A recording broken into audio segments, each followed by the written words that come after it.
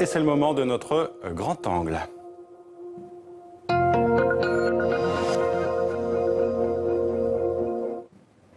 C'est un système exceptionnel, héritage de l'après-Seconde Guerre mondiale, la sécurité sociale française, un exemple de solidarité qui permet l'égalité et l'accès aux soins pour tous. C'est son histoire et celle de son fondateur Ambroise Croizat qui sont retracées dans votre film La Sociale. Merci à vous d'être avec nous, Gilles Perret.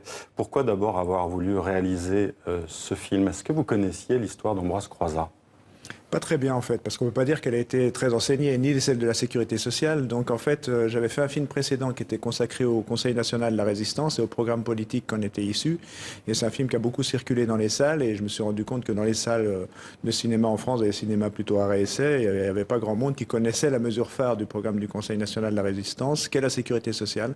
Donc voilà, j'ai eu envie de faire ce film. Puis bon, il faut quand même rappeler que la sécurité sociale, on en bénéficie tous, quasiment tous les jours, pour la santé, pour les retraites, pour les allocations familiale, et de se dire que les gens ne connaissent pas cette belle institution qui rend tant de services tout au long de notre vie, c'était un peu injuste, donc j'ai voulu faire ce film. Et œuvre de pédagogie, parce que votre film, justement, est très pédagogue.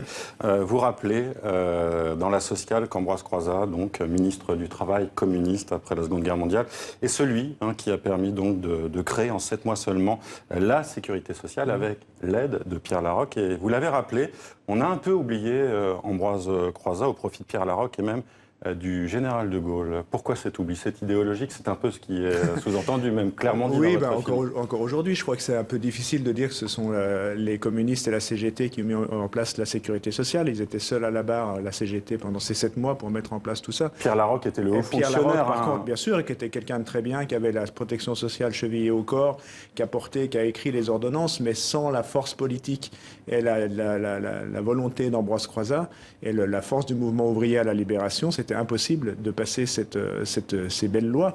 Et ça venait pas du général de Gaulle. Le général de Gaulle, il savait très bien que le rapport de force faisait qu'il était obligé de laisser passer ça à la CGT et au Parti communiste, mais c'est pas lui qui en était à l'initiative. Il fallait toute cette force populaire et toute cette détermination politique portée par tout ce mouvement ouvrier à la libération pour arriver à mettre en place cette sécurité sociale. Et on a tendance à penser qu'elle a toujours existé, mais sans ce rapport de force, évidemment, il y avait énormément de gens qui étaient contre cette mise en place de la sécurité sociale. Ça paraît aberrant aujourd'hui, et pourtant c'était bien le cas à l'époque. Oui, il y avait beaucoup de résistance et de réticence. Alors, c'est rappelé aussi dans votre film, la création de la sécurité sociale, elle a permis d'allonger la durée de vie en France en seulement quelques années après la Seconde Guerre mondiale.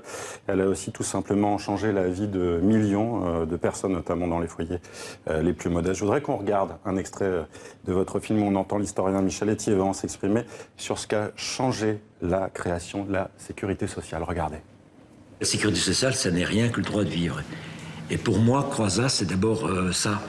Avant tout le corpus de loi qu'il nous laisse, c'est cet homme qui entre ici et qui dit enfin, désormais, nous allons en finir avec les angoisses du lendemain. Désormais, nous mettrons l'homme à l'abri du besoin. Désormais, la retraite ne sera plus l'antichambre de la mort, mais une nouvelle étape de la vie. Et nous ferons de la vie autre chose qu'une charge ou un calvaire. C'est très fort ce qu'il dit, Michel Étiévant. Bah oui, il faut imaginer ce que ça voulait dire que vivre sans la sécurité sociale. Vous imaginez être dans l'angoisse du lendemain, comme disait Ambroise Croizat, c'est-à-dire que si vous tombez malade, il fallait, si on était paysan, il fallait vendre des vaches, si on était ouvrier, il fallait vendre la maison, ou on devenait indigent, et c'était quand même une catastrophe. On a peine à imaginer ce que c'était que la vie sans sécurité sociale, sans retraite, vous imaginez un petit peu. Et de se dire qu'aujourd'hui, il y a des gens qui veulent encore attaquer ce système-là et qui ont toujours été contre la sécurité sociale dès la création, que ce soit les patrons d'une manière générale. C'est un rapport de force. C'est un rapport de force permanent, mais l'histoire sociale française, c'est un rapport de force en permanence. Il ne faut pas croire que tout ça, c'est arrivé un petit peu comme ça par magie ou par les forces du Saint-Esprit qui étaient à l'œuvre. Pas du tout. C'est toujours du rapport de force qui fait qu'à un moment donné, à la libération... Ça a été presque miraculeux quand même. Oui, c'est toute petite fenêtre de tir. Voilà, exactement. Il y a eu 2 ans pendant lesquels, 1 an et demi, 2 ans, pendant lesquels, effectivement, toutes ces forces réactionnaires qui s'étaient vautrées dans la collaboration pendant la Deuxième Guerre mondiale, que ce soit les partis de droite en général et les patrons en général, et pas tous évidemment, mais eh bien, ils n'avaient pas voix au chapitre à la libération. Et donc du coup, pendant cette fenêtre de tir, on a pu placer un haut niveau de protection sociale, et c'est justement ce rapport de force qui a permis de l'installer. Alors cette création de la sécurité sociale, elle permet aussi de sortir d'une société de la charité et de se tourner vers la solidarité. C'est quand même un changement de paradigme en France. Oui, c'est un changement de paradigme. Ce qui est un peu triste, c'est qu'aujourd'hui, on a tendance un petit peu à revenir sur cette notion de charité. Et il faut toujours l'opposer à la solidarité. La charité, c'est qu'en fait, on choisit son pauvre et puis on se donne bonne conscience en donnant à qui on veut donner. Et c'est un peu triste qu'aujourd'hui, dans notre société, on se rabatte sur des questions d'associations qui sont là pour pallier au manque du politique. À l'époque, c'est vraiment... Vous l'expliquez par ça, justement, par ce manque du politique? Ah bah oui, parce que je pense que si on a besoin de toutes ces associations caritatives qui sont formidables, le travail au quotidien, mais on ne devrait pas, dans un pays qui est la 5e puissance économique mondiale, on ne devrait pas avoir besoin de ces associations. D'ailleurs, Coluche, quand il a créé les Restos du Cœur, son plus grand souhait, c'est qu'ils disparaissent. Donc il faudrait aujourd'hui on n'a pas de raison qu'elles existent, puisqu'on n'a jamais été aussi riche, on n'a jamais produit autant de richesses qu'aujourd'hui, puisque chaque année, la France produit plus de richesses. C'est juste qu'il faut oser poser la question du partage de ces richesses, mais ceux qui les détiennent et qui sont en mèche avec quand même beaucoup de décisionnaires à la fois politiques et économiques n'ont pas trop envie de les partager. Donc il faut poser cette question-là. Et rien n'est vraiment acquis, c'est ce que vous rappelez aussi dans votre film. Aujourd'hui, on sent aussi une sécurité sociale menacée. On le voit avec notamment le programme de François Fillon et l'idée de privatiser la santé qui fait son chemin. Y a-t-il vraiment menace pour vous aujourd'hui ? Oui, de toute façon, la menace, elle a toujours été là, mais clairement, il y a une menace. Et c'est vrai que quand on regarde un peu l'échiquier politique, on voit qui a des intérêts là-dedans. Et c'est sûr que le budget de la protection sociale et de la santé est tellement colossal qu'évidemment, le gâteau est très appétissant.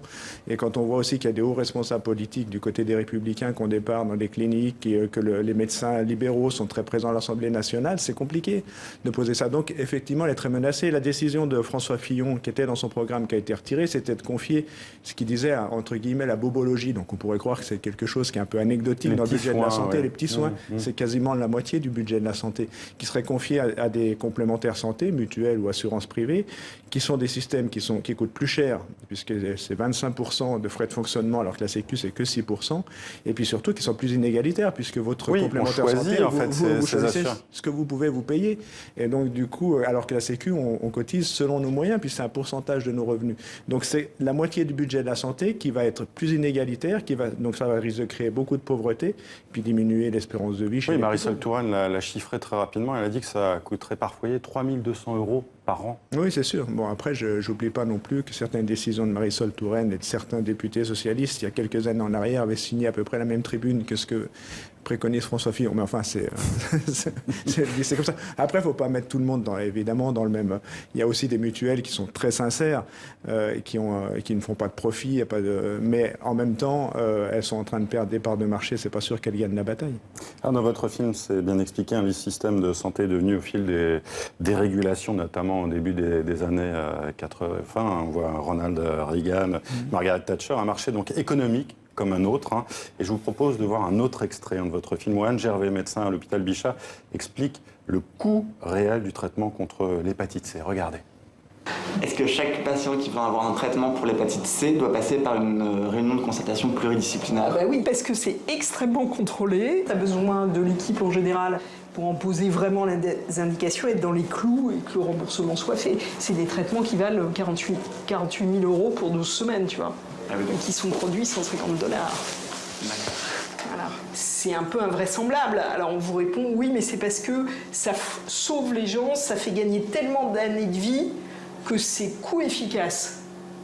Et avec ce type de raisonnement, la pénicilline, ça devrait être des dizaines de millions d'euros la seringue, quoi, parce que ça a sauvé beaucoup de gens, à commencer par la syphilis secondaire et tertiaire. Enfin, c'est pas logique. En fait, c'est le résultat d'une spéculation en bourse où un très gros labo qui s'appelle Gilead a acheté une petite boîte qui s'appelait Pharmacet par une spéculation boursière de 11 milliards de dollars. Donc il fallait qu'ils se remboursent vite. Donc ils ont fait un prix de vente extrêmement élevé. Mais c'est bizarre de se dire que les sécu et assurances sociales publiques, privées, occidentales sont en train de solvabiliser les spéculations boursières des gros labos, quoi.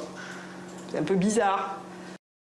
Un peu bizarre, Gilles Perret, cette réalité-là expliquée par Anne Gervais. On a l'impression qu'un grand nombre de citoyens français ne la connaissent pas. Comment vous expliquez ça? C'est la pression des lobbying? C'est une idéologie qui est derrière? Oui, bah, je pense que de toute façon, évidemment, que quand il y a des profits à faire, les labos auraient tort de se priver si on les laisse faire. Donc, évidemment que quand on parle de profiteurs sur la question de la Sécu, il faudrait voir qui profite de la Sécu, mais en tout cas, en premier lieu, les labos et tout le secteur privé de la santé. Donc, du coup, il faut le dire, effectivement, on ne connaît pas cette réalité-là. C'est vrai que c'est complexe. Et le domaine de la médecine aussi aime bien rendre les choses un petit peu complexes pour qu'on ne comprenne pas trop. Mais effectivement, c'est important de le raconter, je crois. Alors, il y a quand même quelque chose qui doit vous rassurer après justement la connaissance publique du programme de François Fillon. Il y a eu quand même une levée de boucliers en France. Il y a eu des sondages qui ont été faits, et notamment un sondage qui montre que les Français sont très majoritairement attachés à la sécurité sociale.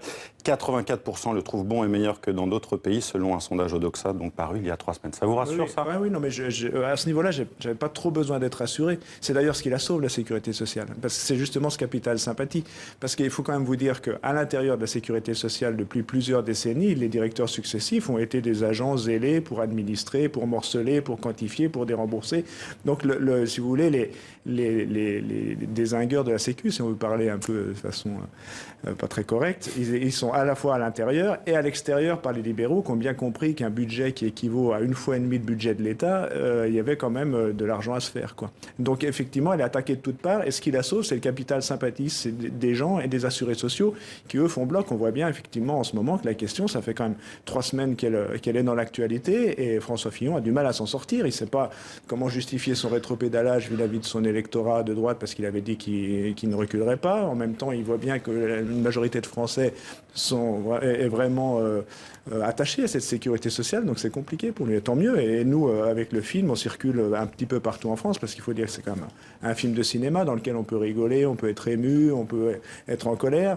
Eh bien, on active aussi cette question-là pour que ça active aussi la campagne électorale. C'est quand même la vie, la sécurité sociale. Donc si on n'en parle pas pendant les campagnes électorales, ce serait dommage, quoi. Merci Gilles Perret. Votre film La Sociale est donc en ce moment au cinéma, vous venez de le dire, dans une 50aine de salles en France, et il marche très bien. Oui, dans la catégorie des documentaires, ça marche très bien. On en a encore au moins pour 3 mois dans les salles de France. Voilà. Merci à vous d'être venu. Merci pour l'accueil.